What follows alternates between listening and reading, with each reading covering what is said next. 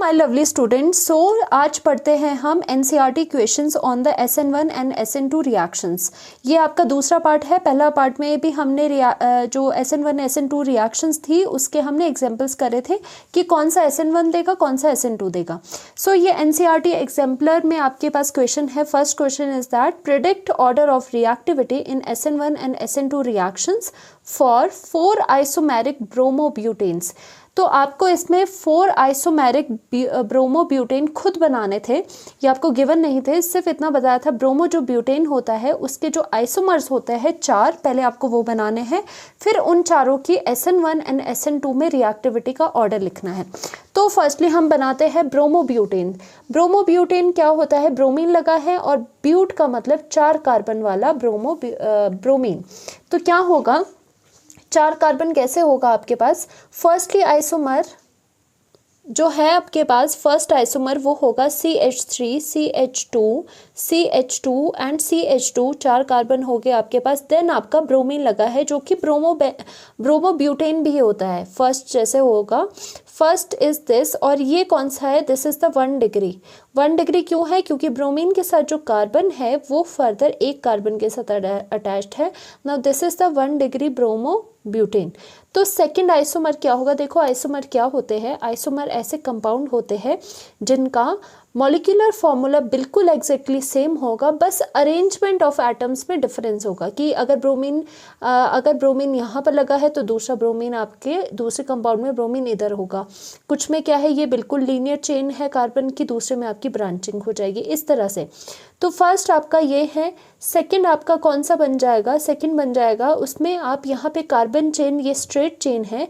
अब आप ऐसा भी तो कर सकते हो कि एक जो ये कार्बन है वो यहाँ से उठ के यहाँ पे ब्रांचिंग में लग गया। कैसे, ये कार्बन है आपका CH3 CH एंड यहाँ पर CH3 and CH2 and Br। Now अब यहाँ पर आपने क्या करा, एक जो ये कार्बन था उसका ये आपके पास लीनियर चेन थी, यहाँ से आपने सोचा इस जो ये कार्बन वाली चेन है इसको लीनियर के बजाय हम एक ब्रांचिंग में कन्वर्ट करके लिख सकते हैं, पर आपका मॉलिक्यूलर फॉर्मूला तो at the same time same रहा, क्योंकि एटम्स और number of atoms and number of molecules आपको बिल्कुल सेम है इन दोनों में, बस आपकी यहाँ पे अरेंजमेंट थोड़ी आपने डिफर कर दी इस तरह से। फिर थर्ड वाली में आप बनाते हो, थर्ड वाले में आप क्या करोगे कि ब्रोमीन को आप चेंज कर देते हो, ब्रोमीन की पोजीशन को आप चेंज करते हो। देखो ब्रोमीन को चाहे CH2 पे इस वाली एक्सट्रीम पे लगाओ चाहे इस वाले एक्सट्रीम पे लगाओ, वो सेम प्रोडक्ट आपको गिवन हो देंगे। मतलब अगर ब्रोमीन आप इस टर्मिनल में लगाओ चाहे ब्रोमीन इस टर्मिनल में लगाओ, वो सेम है, वो आइडेंटिकल पोजीशंस है, उससे जो कंपाउंड बनेगा वो आपको सेम ही मिलेगा। तो अब बारी आती है इन दोनों पोजीशन में लगाने की। तो इन दोनों पोजीशन में से भी एक पोजीशन में अगर आप ब्रोमीन को लगाओगे तो आपके पास डिफरेंट कंपाउंड मिल जाएगा, चाहे इस पे लगाओ चाहे इस पे लगाओ, क्योंकि दोनों पोजीशन क्या है, आइडेंटिकल है, एक जैसी है, तो दोनों में से किसी पे भी ब्रोमीन लगाओ। तो हमने क्या करा, CH3 CH और उसके बाद क्या करा कि जो ब्रोमीन है वो यहाँ पर लगा दिया, बाकी आपका CH2 and CH3 as it is रहा। This is the third isomer जिसमें कि ब्रोमीन की पोजीशन यहाँ से आपने यहाँ पे चेंज कर दी है, यहाँ पर भी कर सकते थे पर एक ही कंपाउंड बनता वो। फिर यहाँ पर फोर्थ जो लास्ट वाला आपका बनेगा उसमें क्या करोगे, उसमें कार्बन चेन ही इस तरह से कर दोगे कि आपका ये 3 डिग्री कार्बन बना दोगे। कार्बन के साथ 3 कार्बन इस तरह से अटैच्ड है, 1 2 3 4 कार्बन हो गए आपके पास, एंड आपने ब्रोमीन यहाँ पर लगा दिए। ये आपके 4 आइसोमर्स हैं, इसको ध्यान में रखना। जब भी ब्रोमोब्यूटेन या फिर क्लोरोब्यूटेन भी होगा, अगर यहाँ पे हेलोजन भी चेंज करते हैं, ब्यूटेन के जो आइसोमर्स होते हैं वो इस तरह के होते हैं। और अगर इनकी डिग्री आपको देखनी है, now this is the 1 degree and ये भी कौन सी है, this is also the 1 degree, क्योंकि ये जो कार्बन है ये फर्दर एक ही कार्बन के साथ अटैच्ड है। और ये वाला कार्बन कौन सा होगा, ये वाला कार्बन 2 डिग्री वाला कार्बन होगा। तो पूरा जो अल्काइल हैलाइड है ये 2 डिग्री है, क्योंकि ये वाला जो कार्बन है वो 2 कार्बन के साथ फर्दर अटैच्ड है, एंड ये वाला जो कार्बन है वो आपका 3 डिग्री कार्बन है, क्योंकि ये कार्बन 1 2 एंड 3 फर्दर कार्बन के साथ अटैच्ड है। अभी हम यहाँ पर ब्रोमोब्यूटेन के आइसोमर्स बना के अभी हम हटे हैं, तो SN1 SN2 की रिएक्टिविटी का ऑर्डर लिखना है। तो हमेशा याद रखो SN1 और SN2 की रिएक्टिविटी क्या होती है 1 डिग्री 2 डिग्री 3 डिग्री। जो SN2 होता है उसमें एल्काइल हैलाइड के विद रिस्पेक्ट टू रिएक्टिविटी क्या होती है 1 डिग्री आपका ज़्यादा फास्टर रिएक्शन देता है than the 2 degree than the 3 degree. ऐसा क्यों? क्योंकि स्टेरिक हिंड्रेंस की वजह से। SN2 में आपको लेस स्टेरिक हिंड्रेंस चाहिए और लेस स्टेरिक हिंड्रेंस आपको 1 डिग्री में मिलती है। तो हमने यहाँ पर जो ये आपके ब्रोमोब्यूटेन्स के आइसोमर्स बनाए, साथ में इन्हें कैटेगराइज भी कर दिया कौन सी डिग्री का एल्काइल हैलाइड है। This is the 1 degree, this is also the 1 degree. बेशक इसमें ब्रांचिंग है पर है ये भी 1 डिग्री, क्योंकि हमने यहाँ से देखा this is the 2 degree, this is the 3 degree. तो SN2 में क्या होगा आपके पास, फर्स्ट आप लिखोगे 1 डिग्री। अब देखो 1 डिग्री आपके पास 2 है। अब प्रॉब्लम आपकी यहाँ आ गई, ये 2 है पर आपको तो एक को तो आगे लिखना पड़ेगा। तो इन दोनों में से आप खुद बताओ कि SN2 जो है वो फास्टर कौन देता है। तो मैं यहाँ पे एक और रिजल्ट लिखती हूँ कि जो SN2 का ऑर्डर है वो है आपका inversely proportional to steric hindrance. Steric hindrance मतलब क्राउडिंग, स्टेरिक हिंड्रेंस मतलब जितनी ज़्यादा क्राउडिंग उतना कम आपका SN2 होगा, उतना ही कम फास्टर आपका SN2 होगा। नाउ अमंग दीज टू आपका किसमें रिएक्शन, अब मुझे बताओ इसमें या इसमें किसमें आपकी कम क्राउडिंग होगी, कम स्टेरिक हिंड्रेंस होगा। इसमें आपका स्टेरिक हिंड्रेंस कम होगा क्योंकि ये जो है इसमें ब्रांचिंग नहीं है, ये चेन बिल्कुल अपनी आगे आगे इस तरह से जा रही है। बट यहाँ पर क्या होगा, यहाँ पर स्टेरिक हिंड्रेंस है क्योंकि यहाँ पर ब्रांचिंग है। तो न्यूक्लियोफाइल जो आएगा उसको यहाँ पे ब्रांचिंग मतलब क्राउडिंग मिलेगी। इस वजह से इस केस में 1 डिग्री के इस वाले मॉलिक्यूल में रिएक्शन जो है SN2 रिएक्शन फास्टर नहीं होगी। तो आना तो था ट्रेंड 1 डिग्री 2 डिग्री 3 डिग्री, तो बट हमें यहाँ पे 1 डिग्री में 2 ऑप्शंस थे। अब उन 2 ऑप्शंस को हमने सॉर्ट आउट करा कि दोनों में से इस वाले मॉलिक्यूल में क्राउडिंग कम है, मतलब स्टेरिक हिंड्रेंस कम है, तो आपका SN2 रिएक्शन फास्टर होगी। तो ट्रेंड आपका क्या आया, CH3 CH2 CH2 and CH2 bromine. ये जो कॉमन वाला है 1 डिग्री वाला ये पहले आया, और 1 डिग्री का जो ये दूसरा था ब्रांचिंग वाला वो उसके पीछे आया, क्योंकि है तो 1 डिग्री ही। तो 1 डिग्री में से भी इसमें SN2 ज़्यादा फास्टर होगी, उसके बाद ये इसका ब्रांचिंग वाले में होगी क्योंकि ब्रांचिंग की वजह से थोड़ी स्टेरिक हिंड्रेंस प्रोवाइड होगी। ये है 1 डिग्री। नाउ 2 डिग्री वाला आएगा, फिर 3 डिग्री वाला आएगा। तो 2 डिग्री वाला आपका एक है तो डायरेक्ट आप लिख सकते हो एक ही, जिसमें कि CH3 CH उसके साथ आपका ब्रोमीन लगा है, फिर उसके साथ CH2 है एंड CH3 है। Now this is a 2 degree and सबसे लास्ट में आता है आपका 3 डिग्री। ये है आपका 3 डिग्री CH3C, इस कार्बन के साथ आपके यहाँ पर CH3 लगा है and this is the bromine, this is the 3 degree molecule. तो वैसे तो अगर आपका 1 डिग्री 2 डिग्री 3 डिग्री से इजीली हो जाता है, बट क्या होता है थोड़ा क्वेश्चन को कॉम्प्लिकेटेड करने के लिए आपको 1 डिग्री के ही 2 मॉलिक्यूल दे देंगे। तो आपको कंसेप्ट जो डीप कंसेप्ट है आपका, ये तो आपका आपको जस्ट बताया है 1 डिग्री 2 डिग्री 3 डिग्री ऑर्डर है, पर ऑर्डर भी आपका किस वजह से आता है, ये आपकी कोर है SN2 की स्टेरिक हिंड्रेंस कम होनी चाहिए। तो स्टेरिक हिंड्रेंस कम होगी तो SN2 रिएक्शन ज़्यादा फास्ट होगी। तो हम यहाँ पर लिख सकते हैं, यहाँ पर हम इस तरह से लिख सकते हैं कि among this and this among this आपका ये वाला यहाँ पर हम लिखेंगे अमंग 1 डिग्री जो आपके मॉलिक्यूल्स गिवन हैं, molecules this one will give SN2 reaction faster because less crowding, क्योंकि आपकी लेस क्राउडिंग है, इसकी वजह से यहाँ पे ये ज़्यादा आ गया। और इस केस में क्या होगा, क्राउड आप लिखोगे क्राउडिंग इज लिटल मोर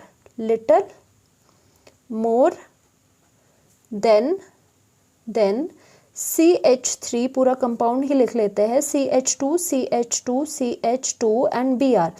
इसके कंपैरिजन में यहाँ पे थोड़ी क्राउडिंग ज़्यादा थी, इसीलिए ये दूसरे नंबर पे आया। फर्स्ट नंबर पे SN2 रिएक्शन के लिए ये है। तो this is the order of reactivity toward the nucleophilic substitution in the case of SN2 mechanism. अब बात करते हैं यही इन्हीं को अगर आपने SN1 रिएक्शन करवानी हो इसकी कि SN1 से हो रही है तो किस में फास्टर रिएक्शन होगी, तो SN1 का हमेशा ट्रेंड आता है 3 डिग्री में फास्टर होती है, देन 2 डिग्री, देन 1 डिग्री। ये तो आपका क्या है, ये तो आपका ऑर्डर है, बट मेन थिंग आपकी और ये क्या है, जो SN1 रिएक्शंस है these are directly proportional to the stability of carbocation. जो कार्बोकटाइन बनता है उसकी स्टेबिलिटी होनी चाहिए। This is the core of the SN1 reaction. SN2 में स्टेरिक हिंड्रेंस कम होनी चाहिए, SN1 के लिए स्टेबिलिटी कार्बोकटाइन की ज़्यादा होनी चाहिए, वही आपका देगा फास्टर SN1 रिएक्शन। जैसे 3 डिग्री जो कार्बोकटाइन बनता है वो ज़्यादा फास्टर, ज़्यादा स्टेबल होता है और इस वजह से 3 डिग्री अल्काइल हैलाइड आपका SN1 रिएक्शन ज़्यादा फास्टर देता है। ये दोनों चीज़ें आपको बिल्कुल याद रखनी है। तो हम देखते हैं यहाँ पे 3 डिग्री कौन सा है, हम डायरेक्टली लिखते हैं ना 3 डिग्री इज़ दिस, तो बना दो यहाँ पर 3 डिग्री इज़ दिस, यहाँ पर 3 आपके CH3 अटैच्ड है, दिस इज़ द ब्रोमीन, तो दिस इज़ द 3 डिग्री, ये इजीली आ गया।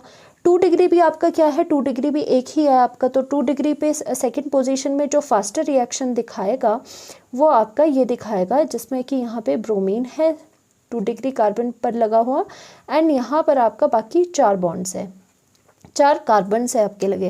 Now this is the 2 degree, now this is the 3 degree, this is the 2 degree. Now 1 degree में आपके पास 2 है, तो अगेन वही आपको प्रॉब्लम आएगी कि अब कौन सा SN1 रिएक्शन ज़्यादा फास्टर दिखाएगा।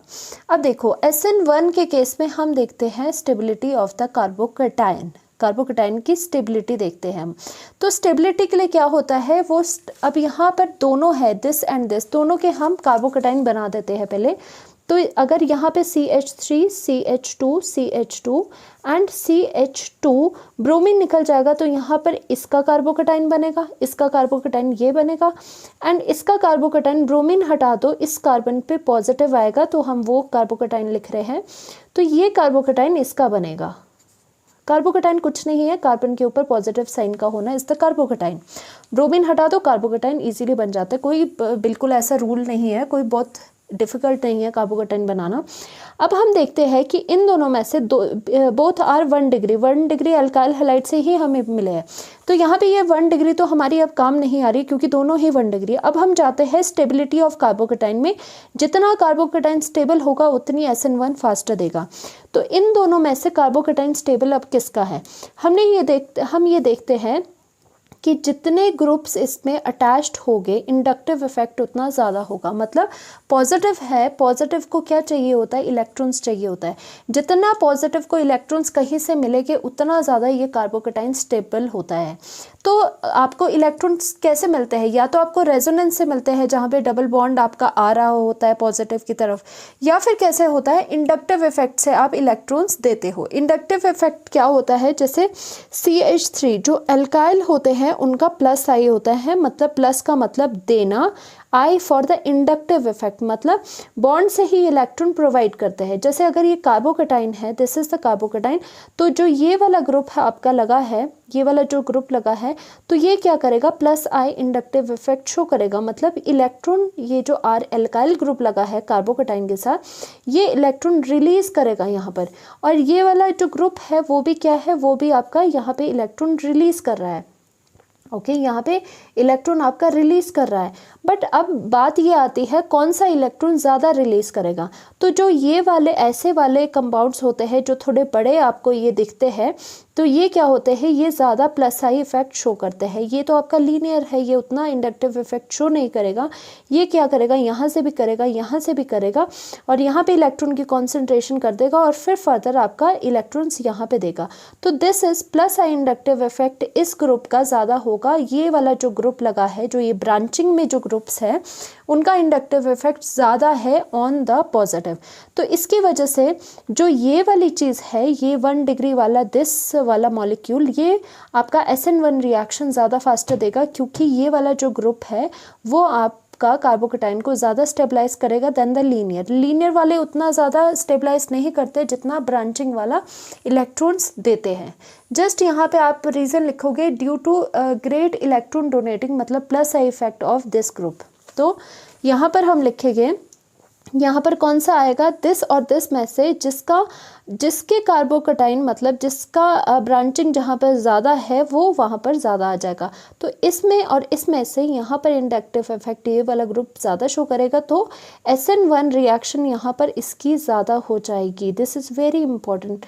और यही जो क्वेश्चन है यही इम्पॉर्टेंट इसलिए बन जाता है क्योंकि यहाँ पर दोनों में आपको डिस्टिंग्विश करने के लिए आ जाता है। क्योंकि आप डिग्री से तो डायरेक्ट देख सकते हो, बट जहाँ पर डिग्री सेम हो गई वहाँ पे फिर आप फंस जाओगे। वहाँ पे आपको ये वाला कंसेप्ट लगेगी कि कार्बोकेटाइन की स्टेबिलिटी कैसे देखी जाए। तो कार्बोकेटाइन की स्टेबिलिटी कैसे देखी जाती है, जिसमें या तो रेजोनेंस से वो स्टेबलाइज हो रहा हो या फिर वो किससे स्टेबलाइज हो रहा हो, इंडक्टिव इफेक्ट से। तो हम यहाँ पर लिख सकते हैं कि अमंग दीज टू, ठीक है, दीज टू, हम इस पे ज़्यादा गौर करते हैं कि यहाँ पर जो ये ग्रुप है, ये वाला जो ग्रुप है यहाँ पर, दिस ग्रुप, या फिर आप कह लो ये वाला ग्रुप, हम लिखेंगे CH3 CH एंड CH3, ये वाला ग्रुप। क्योंकि क्या है, ये ब्रोमीन एंड CH2 तो कॉमन है, यहाँ पे ब्रोमीन एंड CH2 तो कॉमन है, ब्रोमीन CH2 तो कॉमन था, बट यहाँ पे ग्रुप कौन से डिफरेंट है, ये वाला ग्रुप डिफरेंट लगा है और ये वाला ग्रुप डिफरेंट लगा है। तो इस और इस ग्रुप में से जो ये ग्रुप होता है has more plus I effect. Plus I effect आपको समझ आ गया। इंडक्टिव इफेक्ट कौन सा, इलेक्ट्रॉन रिलीजिंग, इलेक्ट्रॉन देने वाला, प्लस आई इंडक्टिव इफेक्ट इसका ज़्यादा है देन कौन सा, जो नॉर्मल लीनियर ये आपका लगा हुआ है ग्रुप CH2 एंड CH3। अगर यहाँ पर ये इंडक्टिव इफेक्ट ज़्यादा है इससे, तो क्या हो जाएगा, कार्बोकेटाइन स्टेबल। कार्बोकेटाइन किसके केस में, इसके केस में इज स्टेबल और ये होगा इसमें। बस यही बात है कि इंडक्टिव इफेक्ट आपको यही देखना है कि जो आपका कार्बोकेटाइन बन रहा है उसमें इलेक्ट्रॉन्स ज़्यादा कहाँ से आ रहे हैं। जहाँ पे इलेक्ट्रॉन ज़्यादा आ रहे हैं वो उतना ज़्यादा कार्बोकेटाइन स्टेबल होगा और इंडक्टिव इफेक्ट उसका SN1 रिएक्शन उसकी उतनी ज़्यादा होगी। तो यहाँ पर दोनों का देख लो, किस में इंडक्टिव इफेक्ट ज़्यादा है, किस में इलेक्ट्रॉन ज़्यादा रिलीज़ हो रहे हैं। आपके ये ग्रुप एंड ये ग्रुप में कंपैरिजन है तो इस ग्रुप में ब्रांचिंग ज़्यादा है, ब्रांचिंग ज़्यादा होती है तो इंडक्टिव इफेक्ट उतना ज़्यादा होता है क्योंकि उतना ज़्यादा पुश इलेक्ट्रॉन का इधर से भी मिल रहा है, इधर से भी मिल रहा है। अब इसको देखो कितना ट्रैवल करके आना पड़ेगा, ये डिस्टेंस पे भी डिपेंड करता है, ये प्लस आई इफेक्ट। अब यहाँ से इलेक्ट्रॉन इसको देगा, फिर इलेक्ट्रॉन इसको देगा, फिर जाके इलेक्ट्रॉन इसको देगा। इसमें क्या हो रहा है, यहाँ से ये इलेक्ट्रॉन CH3 ने इलेक्ट्रॉन देने थे डायरेक्टली इसको दिए, इन वालों ने भी इसको डायरेक्टली दे दिए। अब ये जो इलेक्ट्रॉन है ये आगे सप्लाई भी डायरेक्ट करेगा। तो जो इंडक्टिव इफेक्ट है, प्लस आई इफेक्ट है, वो डिपेंड करता है डिस्टेंस पे। डिस्टेंस के साथ साथ इंडक्टिव इफेक्ट कम होने लगता है, डिस्टेंस पे भी डिपेंड करेगा। तो इसका मतलब SN1 के लिए आपका ऑर्डर ये आ गया और रीज़न यही था। दोनों में यहाँ पर ये आगे क्यों आया था, क्योंकि यहाँ पे स्टेरिक हिंड्रेंस कम थी, क्योंकि स्टेरिक हिंड्रेंस पे डिपेंड करता है SN2। स्टेरिक हिंड्रेंस कम थी तो ये वाला आगे आ गया मॉलिक्यूल। अब इसमें कौन सा 1 डिग्री में कौन सा आगे आएगा, जिसका कार्बोकेटाइन स्टेबल होगा। और कार्बोकेटाइन स्टेबल हम कैसे देखते हैं कि उस कार्बोकेटाइन को इलेक्ट्रॉन्स कहाँ से ज़्यादा मिल रहे हैं, तो इससे इलेक्ट्रॉन इसके ज़्यादा मिल रहे हैं, तो ये वाला मॉलिक्यूल आगे आ गया।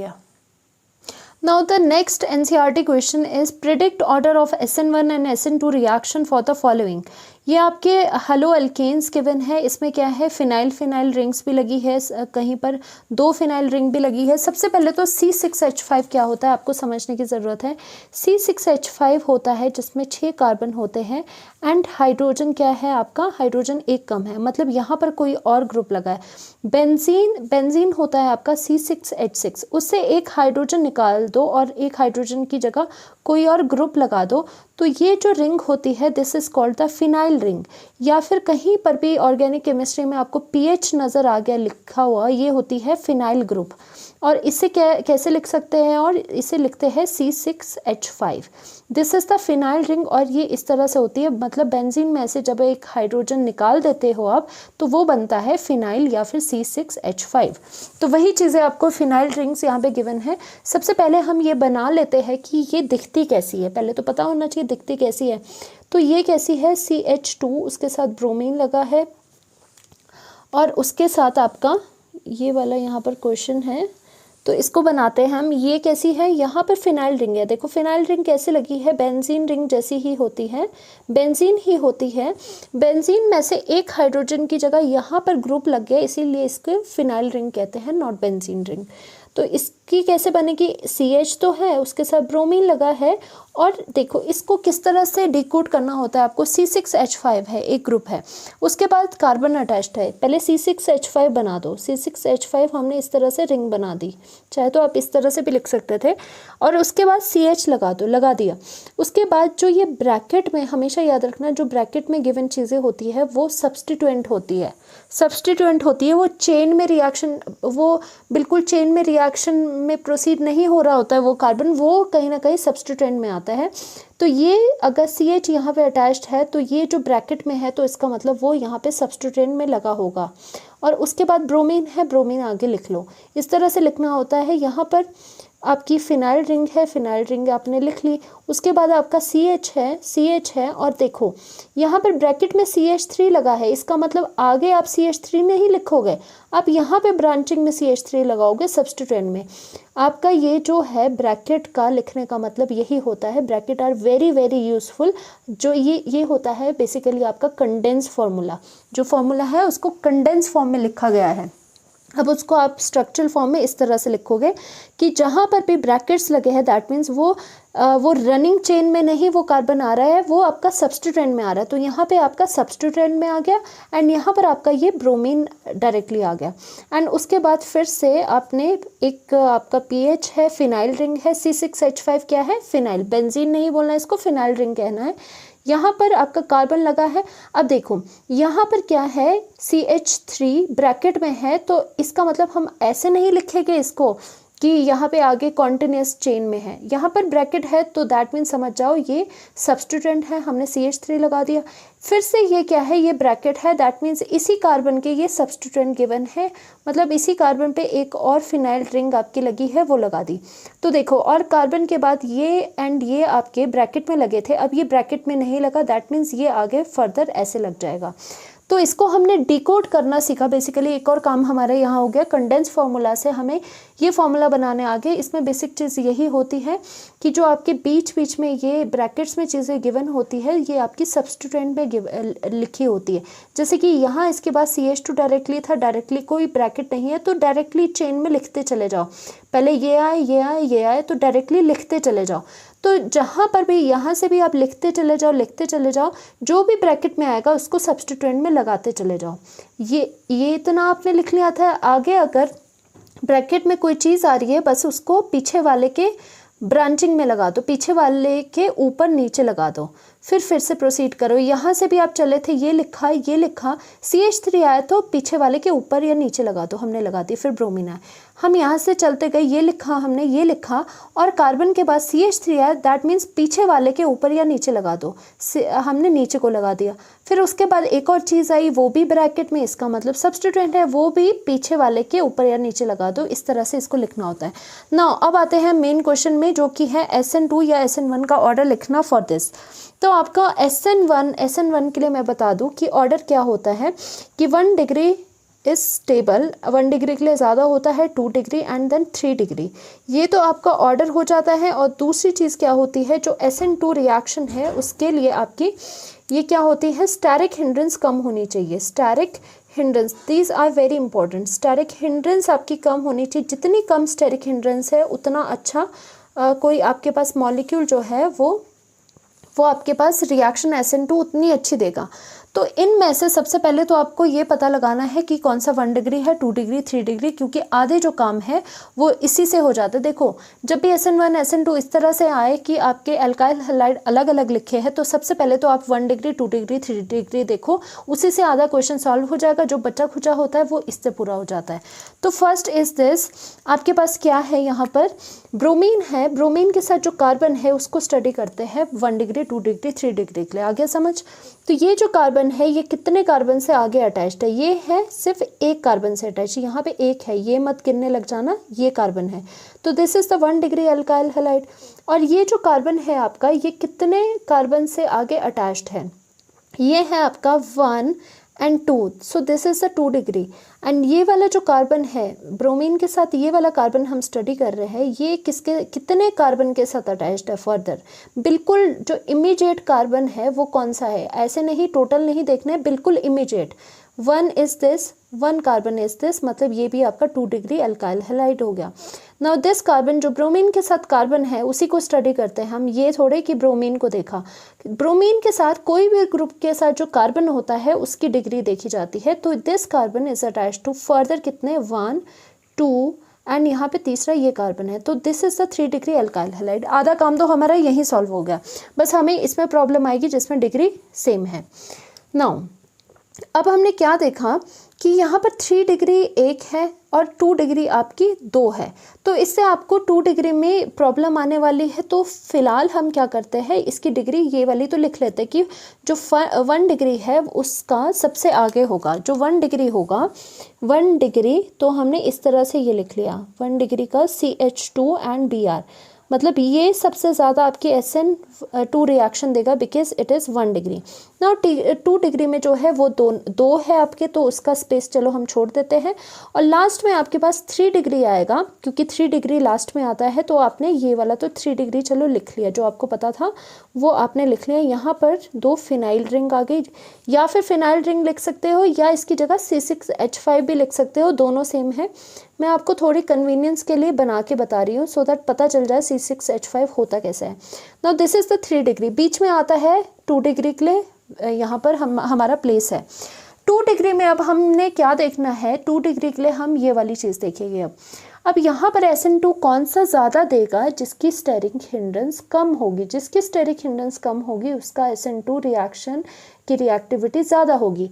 अब मुझे बता अमंग दीज 2 डिग्रीज किसमें स्टेरिक हिंड्रेंस ज़्यादा है।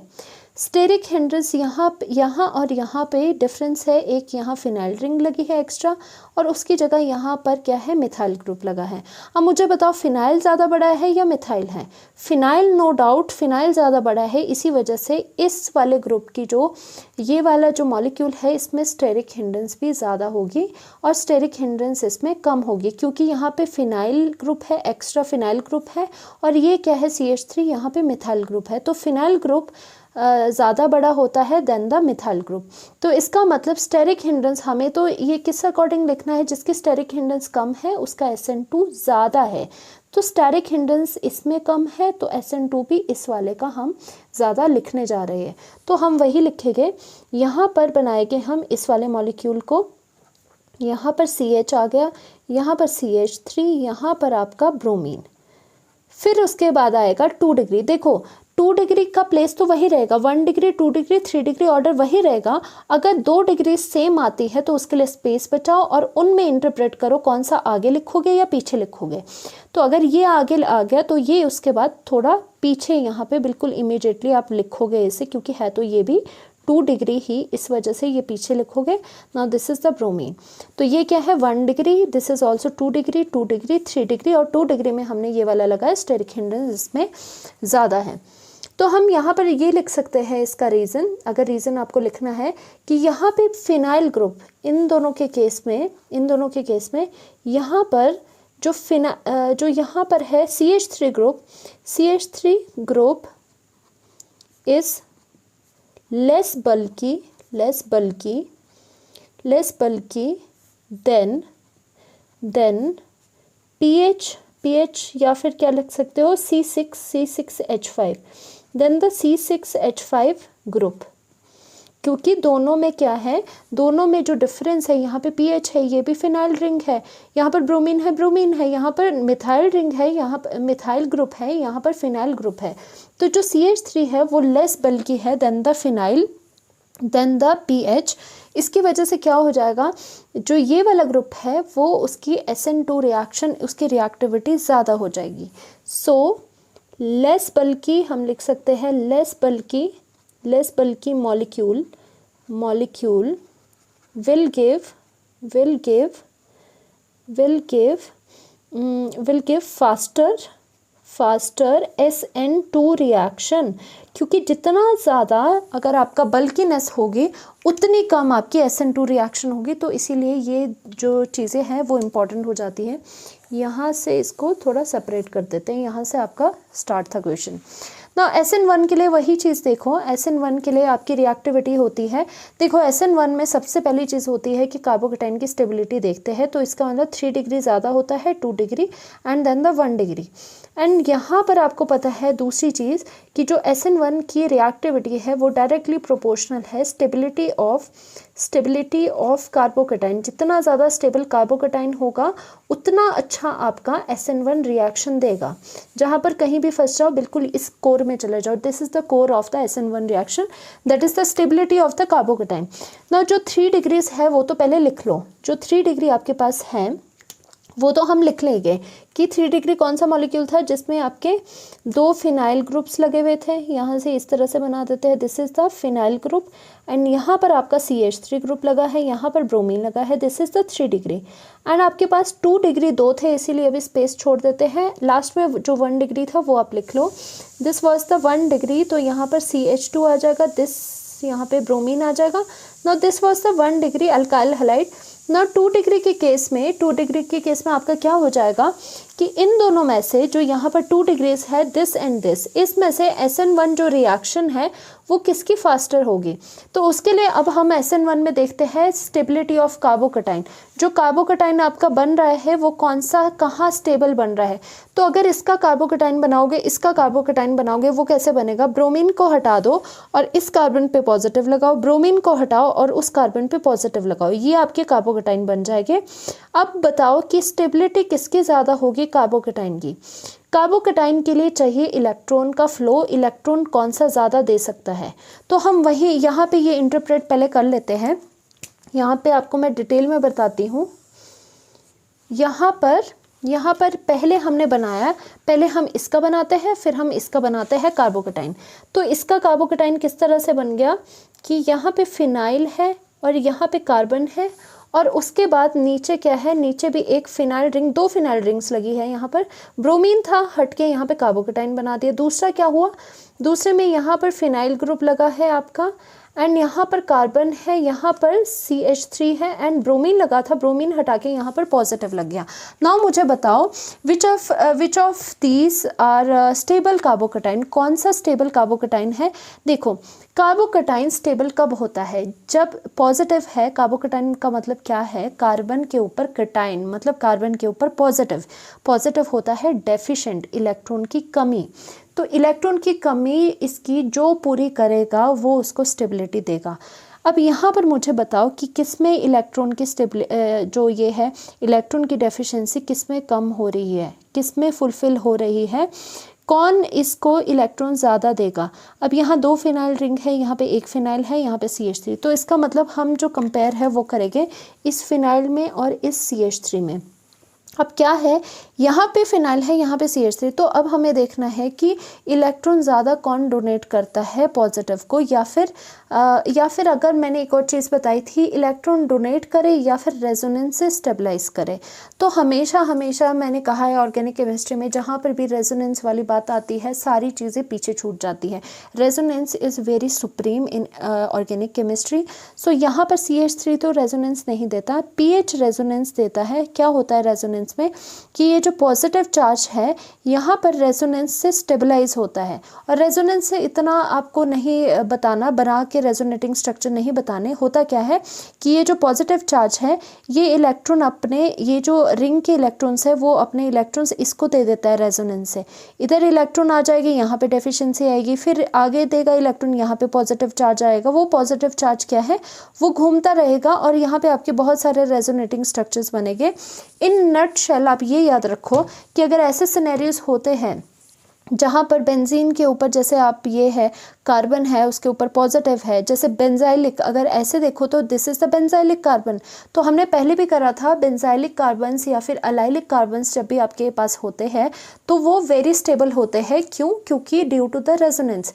यहाँ पर रेजोनेंस की पॉसिबिलिटी है, क्योंकि जहाँ पर बेंजीन रिंग है और उसके बिल्कुल डायरेक्टली अटैच टू कार्बन पे अगर पॉजिटिव चार्ज है कहीं पे लगा हुआ, तो वहाँ पे रेजोनेंस बन जाता है, रेजोनेंस की पॉसिबिलिटी होती है। तो इस केस में जो ये फिनाइल एक्स्ट्रा है और यहाँ पे मिथाइल है, मिथाइल क्या करेगा, मिथाइल तो इंडक्टिव इफेक्ट से, सिर्फ प्लस आई इफेक्ट से इसको इलेक्ट्रॉन देगा, वो भी ठीक है, चलो ये इलेक्ट्रॉन दे रहा है, पर क्या होगा, जो फिनाइल ग्रुप है वो रेजोनेंस से इसे इलेक्ट्रॉन्स प्रोवाइड करता है और बहुत सारे रेजोनेटिंग स्ट्रक्चर बनाता है। इसीलिए इस कंपैरिजन में ये ज़्यादा स्टेबल है, जहाँ पर रेजोनेंस आ गई वो बहुत सुप्रीम है। तो हम यहाँ पर लिख सकते हैं कि ये वाला, इस वाला जो मॉलिक्यूल है, ये बेंजीन रिंग फिनाइल रिंग ज़्यादा होने की वजह से कार्बोकटाइन स्टेबल होगा। इसका मतलब सेकेंड जो पोजीशन है उसमें वो आएगा जहाँ पर कि इस वाले कार्बन के साथ अगर ज़्यादा बेंजीन रिंग अटैच्ड है, अटैच्ड भी किसके साथ होनी चाहिए, डायरेक्टली अटैच्ड होनी चाहिए, सो दैट वो आपके रेजोनेंस तो होनी चाहिए। ऐसे नहीं होना चाहिए कि यहाँ से भी यहाँ पर पीछे जाके पता नहीं लंबी चेन में पीछे जाके बेंजीन लगा है कहीं, वो नहीं। आपका जो कार्बोकटाइन है, दिस वाज द कार्बोकटाइन, उसके बिल्कुल साथ में अगर आपका कुछ ऐसा सिस्टम लगा है जहाँ से रेजोनेंस हो सकती है, तो येस वो बहुत ही इमेंसली वो स्टेबल होगा, उसके आगे कोई इंडक्टिव इफेक्ट हो चाहे जो मर्जी हो वो नहीं टिकता।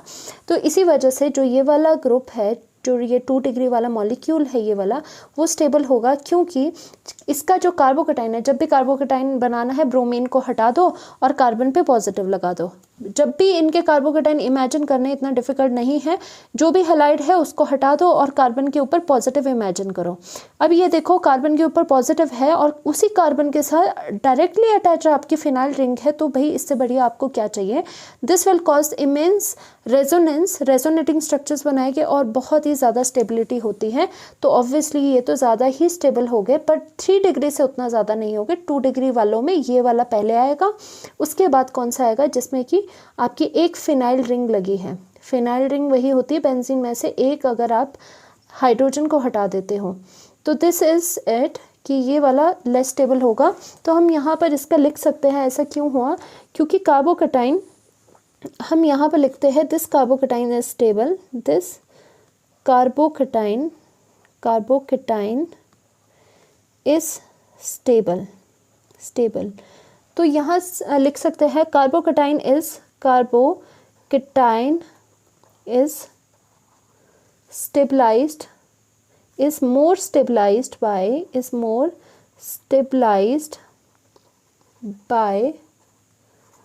by 2 phenyl rings। 2 phenyl क्या होती है, C6H5 वाली फिनाइल रिंग्स या फिर ग्रुप्स कह लो, ग्रुप थ्रू रेजोनेंस जहाँ पर आ गई बस वहाँ पर काम हो गया। रेजोनेंस से ये स्टेबलाइज है इसका कार्बोकटाइन, इसी वजह से ये आगे लिखा हमने, ये पीछे लिखा। बाकी तो आपका इस वाले जो ऑर्डर है उससे तो आ ही रहा था। 2 डिग्री में आपको कन्फ्यूजन था तो 2 डिग्री में जाओ, स्टेबिलिटी ऑफ कार्बोकटाइन सोच लो, ब्रोमीन को हटाओ कार्बन पे पॉजिटिव सोचो, ब्रोमीन को हटाओ कार्बन पे पॉजिटिव सोचो। अब सोचो कि ये कार्बोकटाइन स्टेबल कैसे हो गए। कार्बोकटाइन स्टेबल कैसे होते हैं, जब उनके पास या तो इलेक्ट्रॉन्स का फ्लो बहुत ज़्यादा आ रहा हो या फिर वो रेजोनेटिंग स्ट्रक्चर में जा रहे हो, दोनों में से एक चीज़। जहाँ पर रेजोनेंस वाला फंडा ज़्यादा होता है वो ज़्यादा डोमिनेट करता है रेजोनेंस वाली चीज़, तो ये ज़्यादा हो जाएगा, ये कम हो जाएगा। इस तरह से होपफुली SN1 एंड SN2 यहाँ तक इस लेक्चर तक आपका बिल्कुल क्लियर हो गया होगा। हमने अच्छे से थ्योरी करी, उनके बीच का डिफरेंस भी देखा और हमने अब आज यहाँ पे NCERT के क्वेश्चंस भी कर लिए। सो होपफुली आपको अब क्लियर हो गया होगा। Thank you so much.